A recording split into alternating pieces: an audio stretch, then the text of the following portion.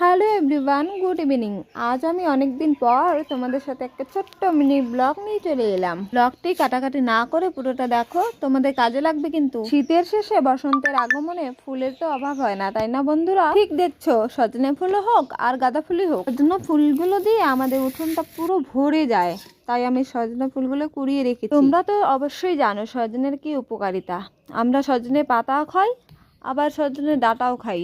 আজ আমি সজনে ফুল খাবো।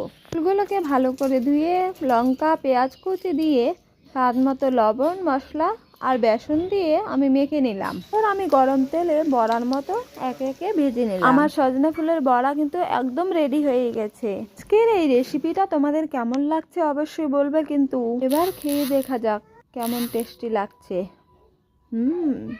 টেস্টি। তোমরা বাড়িতে ট্রাই করতে পারো। Tata, bye bye.